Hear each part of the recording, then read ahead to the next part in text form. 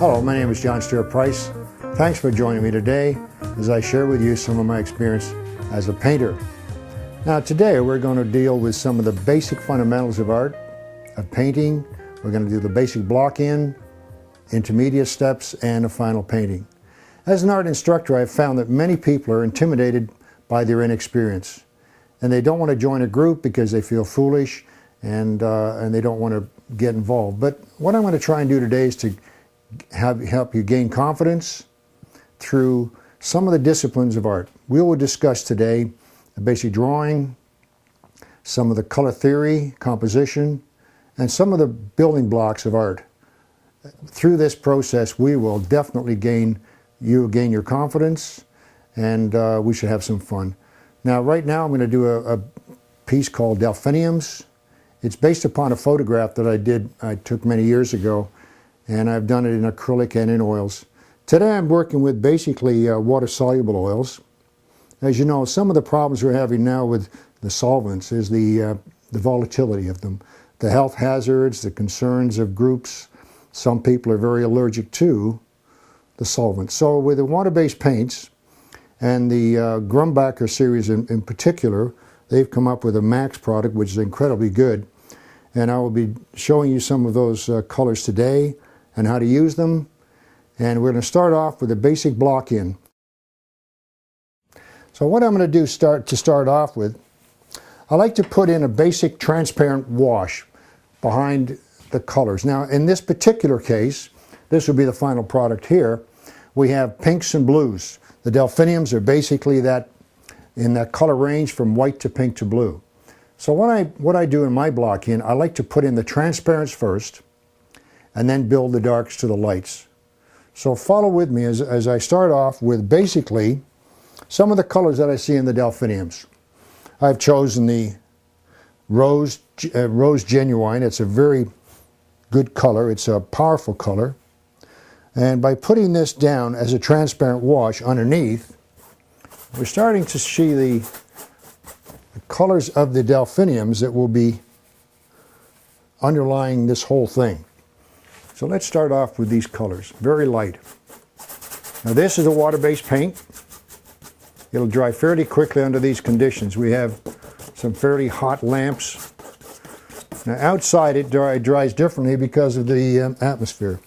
But right now, it's going to dry fairly quickly. So that's the rose, permanent rose. I'll go with a warm blue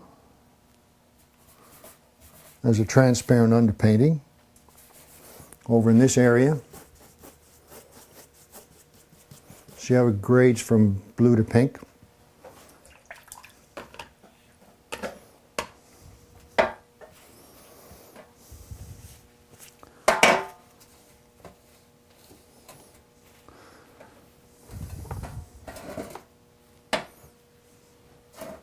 Now the next stage is to basically put in some of the greens, the underpainting for the greens. I like oranges as an underpainting for green. It's kind of luminescent. It gives it a nice underpainting for the greens, which is more or less the complementary color.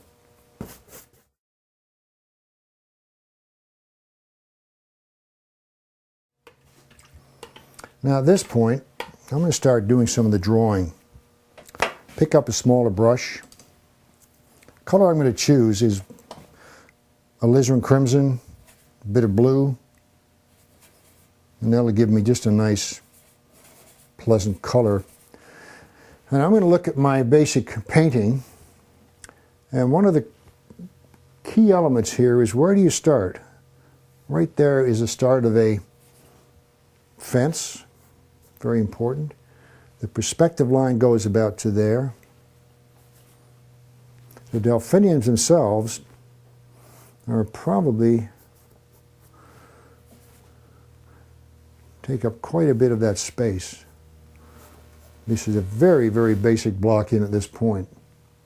Come down here, there's a big negative area that I see in here, and these go across. There's a horizon line about here, very important. These are very key elements to this whole composition. And in here we've got this cluster of greens and yellows. So within a very short time, I've put in the very basic elements of design. Now from here on in, we start to develop the shapes and the values and the colors.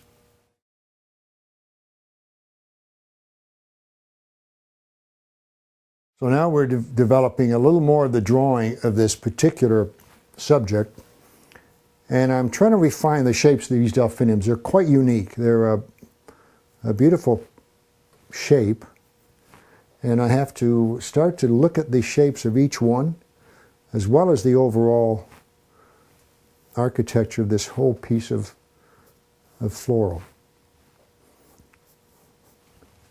I'll refine these shapes as we go, but right now I'm looking at the big shapes, and this is why I'm trying to keep it simple so that we can worry about the detail later, but not right now. We just want to get these nice shapes in. So that's pretty well the block in that I want.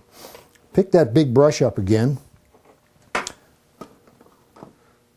use this as one of my favorite brushes, by the way.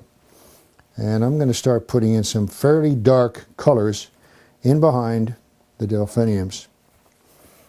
I'm leaving quite a bit of that transparent behind.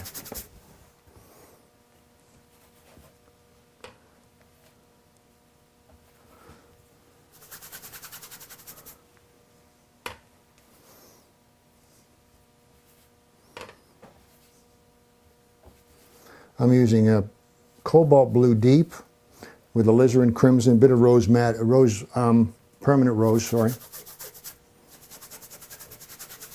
to get these nice darks. Now these dark reds and purples, what you see in the background, are basically going to set up the greens that I have in mind for the back behind the delphiniums. A very dark green. But right now I want to put in this color because it's such a nice complement to the greens that we're going to put in eventually. And you'll see what happens when we mix them together later on in the painting.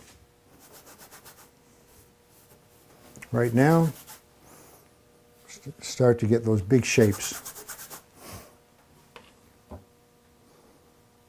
Blue, bit of alizarin,